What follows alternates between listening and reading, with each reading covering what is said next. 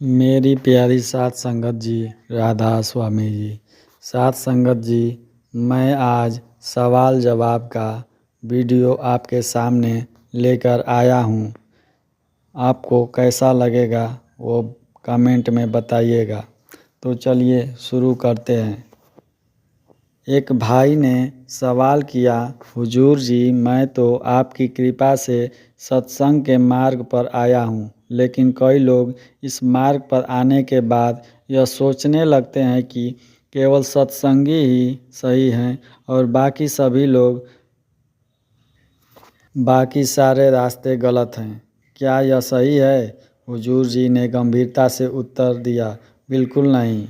कभी भी यह नहीं लिखा है कि मालिक तक पहुंचने का सिर्फ एक ही रास्ता है। हर मार्ग उसी शिखर की ओर जाता है। जो लोग सत्संग में आने के बाद खुद को श्रेष्ठ मानते हैं और दूसरों को नीचा समझते हैं, उनकी सोच पूरी तरह गलत है। हर व्यक्ति का मालिक से जुड़ने का तरीका अलग हो सकता है। संतों ने भी अपने अनुभव और आंतरिक अनुभूतियों के आधार पर अलग अलग मार्ग बताए हैं। हमारा काम उस मार्ग की गहराई को समझना है, उसे केवल एक रस्म या परंपरा में नहीं बदलना है।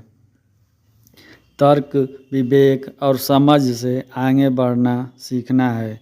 यह सोच कि जिस रास्ते पर मैं चल रहा हूँ वही सही है और बाकी सभी गलत, केवल भ्रम में डालने वाली सोच है। हमारा फर्ज दूसरों का मूल्यांकन करना नहीं, बल्कि स्वयं को सुधारना है। हुजूर जी ने आगे समझाया, हर व्यक्ति की अपनी ताकत होती है और कुछ कमजोरियाँ भी। हर कोई किसी न किसी उद्देश्य की ओर बढ़ता है। सबके महत्वपूर्ण है कि हम पहले स्वयं को पहचानें। क्या हमारे भीतर उस जिम्मेदारी को निभाने की क्षमता है या नहीं? जब यह आत्म पहचान हो जाती है, तभी मार्ग स्पष्ट हो जाता है और परिणाम भी मिलते हैं। इसलिए अपने अंदर झांको, अपनी शक्ति को समझो और पूरी लगन से प्रयास करते रहो। प्रयास करने से पहले यह ध्यान रखना जरूरी है कि क्या मेरे भीतर उसे निभाने की शक्ति है या नहीं। फिर एक बहन ने हाथ जोड़कर कहा, हुजूर जी, मैं जोधपुर से आई हूँ। कुछ समय पहले जब आप जयपुर पधारे थे, तब मुझे आपके दर्शन करने का सौभाग्य मिला था। दिल को बहुत शांति मिली थी। अब कब हमें जोधपुर में आपके दर्शन प्राप्त होंगे? हुजूर जी ने हल्की मुस्कान के साथ जवाब दिया, देखेंगे बेटा, पूरी कोशिश करूँगा। वही बहन थोड़ी झिझक के साथ फिर बोली, हुजूर जी, मुझे हमेशा एक अजीब सी घबराहट रहती है। कभी लगता है कि कहीं हार्ट अटैक ना हो जाए, कभी डर लगता है कि कोरोना हो गया है, कभी लगता है कि पैरालिसिस, कैंसर या कोई बड़ी बीमारी हो जाएगी। मेरा मन हर समय भय से भरा रहता है। हुजूर जी हंस पड़े और बड़े प्यार से समझाया, बेटा, ध्यान समस्या पर नहीं, उसके समाधान पर लगाओ। डर से भागने से डर और बड़ा हो जाता है। अगर बीमारी का भय है तो उससे घबराओ मत, उसका हल खोजो। खुद को मानसिक और शारीरिक रूप से मजबूत बनाओ।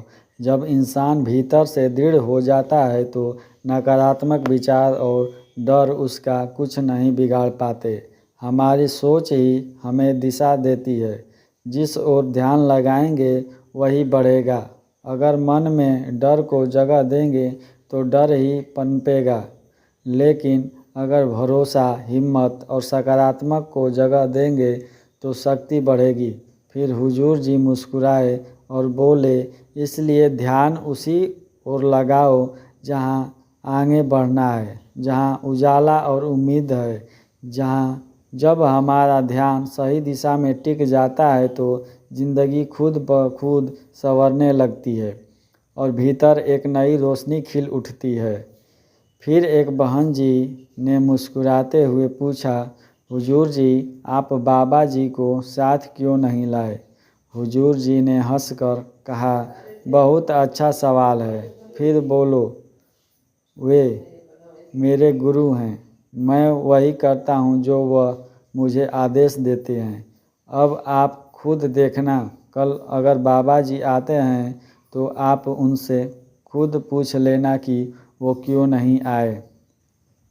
फिर किसी ने सवाल किया, हुजूर जी, हमें किस्मत पर ज़्यादा भरोसा करना चाहिए या मेहनत पर? हुजूर जी ने बहुत सुंदर उदाहरण देकर समझाया, देखो बेटा, ज़िंदगी एक ताश के खेल की तरह है।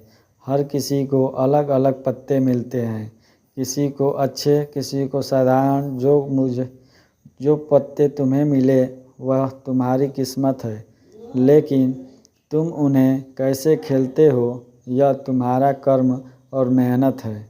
अगर कोई कमज़ोर पत्तों के साथ भी समझदारी और धैर्य से खेल ले तो वही जीत जाता है। इसलिए याद रखो, कर्म तुम्हें एक जगह तक ज़रूर लाकर खड़ा कर देंगे, लेकिन वहाँ से आगे बढ़ना तुम्हारी मेहनत, दृष्टिकोण और सोच पर निर्भर करता है। हुजूर जी आगे बोले, हमें हमेशा आगे देखना चाहिए, पीछे नहीं। हर परिस्थिति का पूरा लाभ लेकिन ईमानदारी और समझदारी से उठाने की कोशिश करो। सोच समझकर कदम बढ़ाओ, तभी जीवन में स्थिरता और सफलता मिलेगी।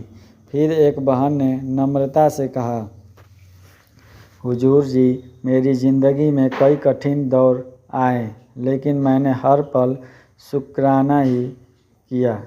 और जब भी मेरी मम्मी परेशान होती हैं, मैं उन्हें समझाती हूँ कि चिंता मत करो, बाबा जी सब संभाल देंगे। हुजूर जी मुस्कुराए और चुटकी लेते हुए बोले, यह बताओ, माँ तुम्हारी मम्मी है या तुम उनकी मम्मी बन गई हो? यह सुनकर पूरा पंडाल हंसी से भर उठा। फिर हुजूर जी प्यार से समझाते हुए बोले, माँ होती ही समझदार है, उन्हें किसी से सीखने की ज़रूरत नहीं होती।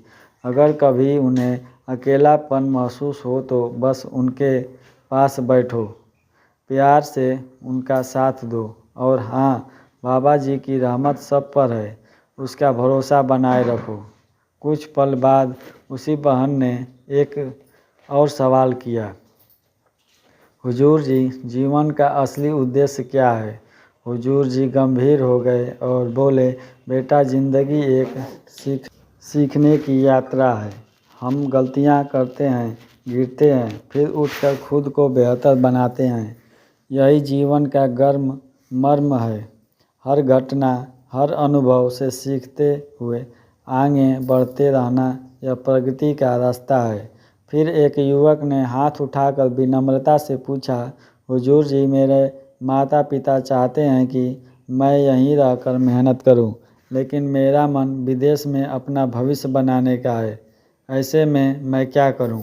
हुजूर जी ने बहुत सहजता से समझाते हुए कहा, बेटा, सबसे पहले अपनी योग्यता और क्षमता को पहचानो। याद रखना, जितनी मेहनत तुम विदेश में करोगे उतना ही लगन यहाँ भी लगा सकते हो। सफलता किसी देश या जगह की मोहताज नहीं होती, वह तुम्हारी लगन, ईमानदारी और सोच पर निर्भर करती है। यह मान लेना कि भारत में मेहनत का फल नहीं मिलता, यह सोच ही गलत है। जहाँ भी तुम सच्चे मन से प्रयास करोगे, मालिक वहाँ भी रास्ते खोल देगा। फिर हुजूर जी ने आगे कहा, आज भारत में भी तरक्की के अनगिनत अवसर, यदि मन संकल्प और कर्मठता हो तो यही रहकर भी बहुत कुछ हासिल किया जा सकता है। साथ संगत जी, आपको यह वीडियो कैसा लगा कमेंट में बताइएगा, और वीडियो देखने के लिए चैनल को सब्सक्राइब कर लीजिएगा। धन्यवाद। राधा स्वामी जी।